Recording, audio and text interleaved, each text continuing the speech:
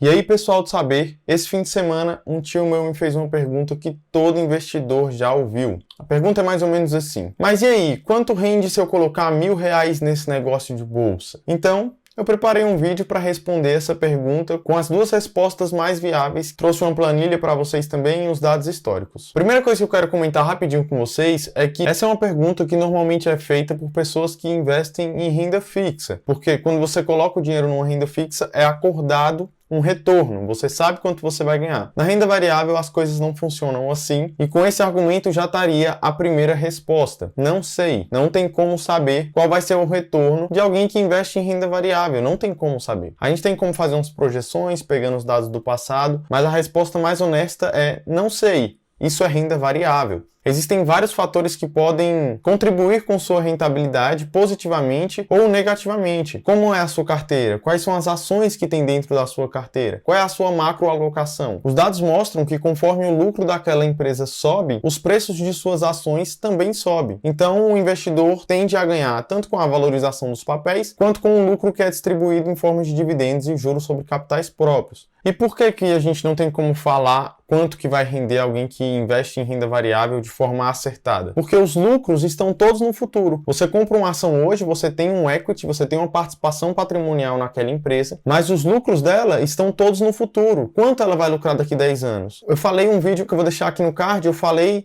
do case de Apple e que Apple hoje lucra com os AirPods mais do que muitas empresas inteiras de tecnologia, empresas como Netflix, Uber, AMD, Nvidia. Só com AirPods a Apple lucra mais. Não tinha como o acionista saber disso há 10 anos atrás. Então os lucros estão todos no futuro. Por mais que a gente faça projeções e tenha teorias e dê para aproximar enquanto esse lucro vai chegar, nunca vai ser uma resposta certa de quanto você pode ganhar com aquele investimento. Mas quando você investe de forma certinha e não alavancada, existe um risco-retorno que está a seu favor dentro das ações. Porque quando você coloca lá, sei lá, colocou R$1.000 numa empresa, o máximo que você pode perder são aqueles R$1.000. Mas quanto você pode ganhar? Os ganhos são ilimitados. Aquela empresa pode crescer 10, 20, 30 vezes e você pode transformar aqueles R$1.000 em R$20.000. Por isso, por conta dessa assimetria, que o mercado acionário é muito positivo. E aí eu vou apresentar para vocês como essa resposta não dá para ser precisa e por que essa resposta não sei é uma resposta justa. Depois eu vou trazer a segunda resposta, que é pegar dados históricos, colocando esses dados históricos para frente. Mas a carteira desse investidor tinha uma empresa como a Unipar? Já falei sobre ela brevemente em outro vídeo aqui, mostrando quanto esse retorno foi positivo. Ela multiplicou o capital do acionista, que investiu nela lá em 2000, quando as ações eram 37 centavos. Hoje, esse acionista teria uma multiplicação de capital de 257 vezes. Ela multiplicou por 25.700%. Essa pessoa teria acertado essa empresa? Ou teria acertado uma VEG? VEG que multiplicou o capital do acionista por aproximadamente 260 vezes desde seu IPO, quando as ações também valiam cerca de 15 centavos. E hoje essa empresa é uma das maiores empresas de fabricação de motores eólicos, de motores de usinas hidrelétricas e entre outras. Essa assimetria de poder multiplicar o capital por 200, 100, 50 vezes, tendo um máximo de perda de 100%, é algo que está a favor do investidor em renda variável, que está a favor do investidor que compra empresas. Mas aí existe o outro lado da faca, uma faca de dois gumes. Você também poderia ter investido numa Kodak, que acumula uma queda atual desde seu IPO de 71%. Kodak, que era líder no segmento de câmeras, quando só tinham câmeras analógicas,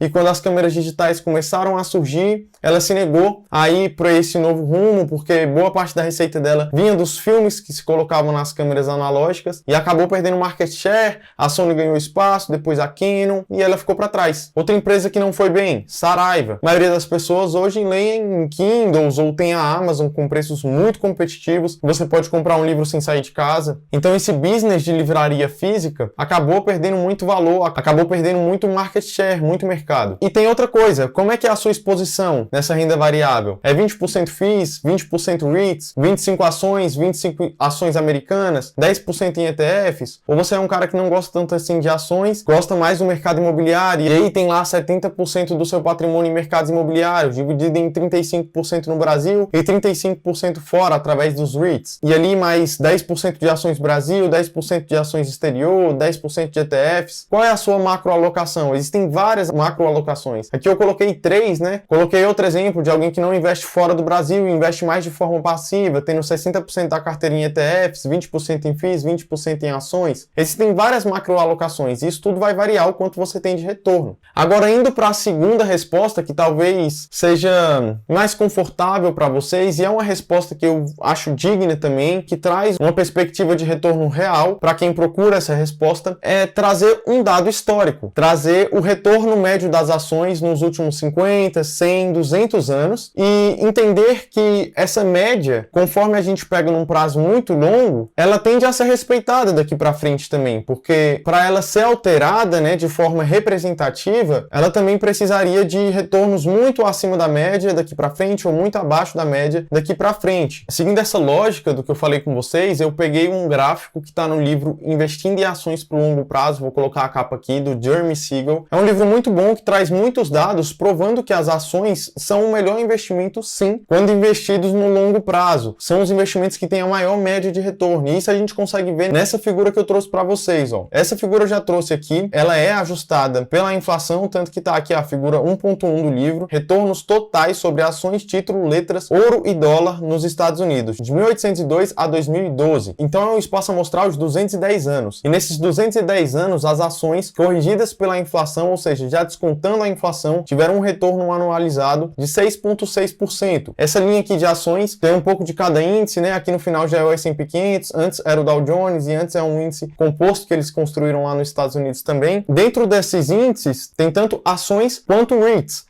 Então, tanto o ramo imobiliário de renda variável, quanto o ramo das ações de empresas estão representados dentro dessa linha. E a gente vê aqui que essa foi a melhor classe de investimento para proteger o seu capital contra a inflação e para multiplicá-lo no longo prazo. Outra coisa legal que a gente pode apontar aqui é que até mais ou menos 1935, o dólar e o ouro andavam praticamente juntos. E o dólar praticamente não tinha nenhuma inflação. Ó. A gente via até que ele tinha uns picos de deflação. Aqui, por exemplo, o que você comprava com $1 lá em 1802, você também comprava com $1 em 1935. E aí depois do dólar perder o lastro com o ouro, que foi gradativo ali até a década de 70 mais ou menos, a gente via que o dólar já vinha perdendo valor frente ao ouro e depois despencou esse valor, que foi ali o momento onde o dólar perdeu o lastro com o ouro e aí a inflação subiu muito. E desde então, desde 1930 e poucos, os títulos e as letras também vinham remunerando muito poucos acionistas. E em muitos países, a renda fixa nem remunera o acionista acima da inflação, principalmente agora num cenário de juros negativos ao redor do mundo. No vídeo eu não vou focar muito aqui nessa relação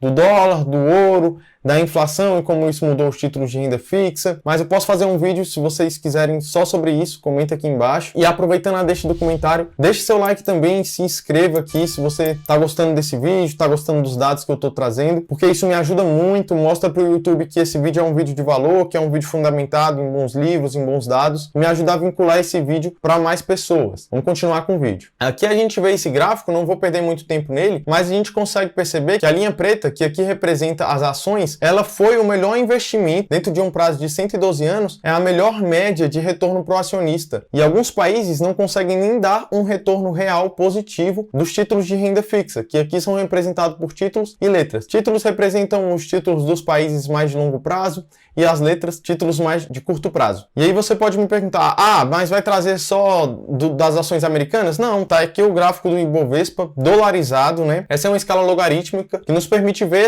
essa variação de uma forma mais condensada, né? E a gente vê que o Brasil teve retornos muito grandes também durante períodos de alta inflação. Então as empresas tendem a corrigir sim o seu valor pela inflação. Por exemplo, nesse período aqui, que foi ali perto do Plano Real, de 90 até 94 aqui, quando foi criado o Real, a gente vê que as ações tiveram um retorno muito expressivo. Da mesma forma que durante o governo do Sarney, também tínhamos inflação alta, no governo de José Figueiredo, também tínhamos uma inflação alta, a gente teve inflação alta o tempo todo, né? Mas a gente vê que as ações mantiveram o poder de compra do brasileiro e também aumentaram esse poder de compra, tiveram um retorno real. Esse retorno real, a gente consegue ver, através de dados do Economática, que ele está numa média de 6,88, uma média ajustada pela inflação. Então, é bem perto do retorno que a gente vê no retorno de 200 anos das ações americanas, também ajustada pela inflação de lá. Aqui esse índice Dow Jones é o Dow Jones, né, nos 50 anos.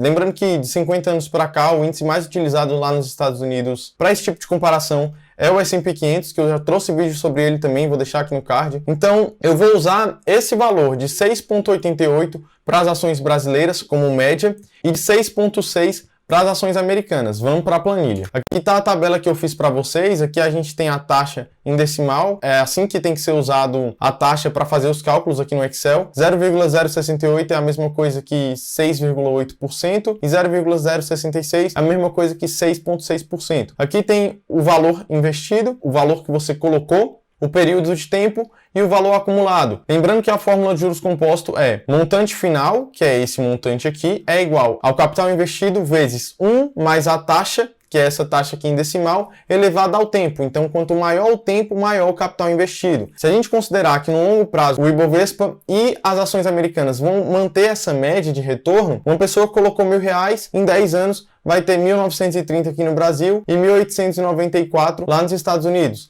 Ajustando isso aqui somente pela inflação. Isso aqui não estaria ajustado pelo dólar também, né? Aqui as ações brasileiras estão ajustadas pela inflação brasileira e as americanas pela inflação americana. Agora, se a gente aumentar um pouco os anos, colocar aqui 15 anos, por exemplo, a gente vê a mudança no montante final, que vai ficando cada vez maior. Então, essa resposta de quanto rende esse negócio de ações, você pode responder essa média de retorno real. Isso já mostra que te previne de perder poder de compra e, além disso, te traz um retorno real. E também explicar que isso depende também muito de quantos anos você vai passar investido e de qual é o valor que você vai investir. Isso aqui é como se fosse um fluxo de caixa onde só tem um aporte. Se você aportasse mensalmente, esse valor seria diferente. Se você colocasse aqui, para quem investe R$10.000, por exemplo, esse montante final também seria diferente. Para quem investe 100 mil, seria diferente também. Porque o que mudou aqui? O C, o capital investido inicial. Se você faz aportes mensais, o seu capital também vai crescendo e vai multiplicando cada vez mais. E esse é o poder do juros composto. Uma calculadora de juros compostos que eu gosto é essa calculadora do Mobius, que ela entrega graficamente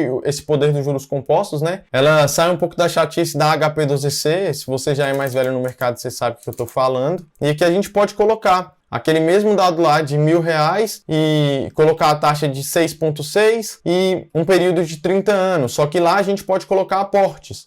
Então vamos aqui dizer que você aposte R$100 por mês, a taxa de 6,6%, né? E um período de 30 anos. Aqui a taxa já está em porcentagem, por isso você coloca 6,6. E aí a gente vê que conforme você aporta, você tem um aporte mensal, ele muda muito o valor.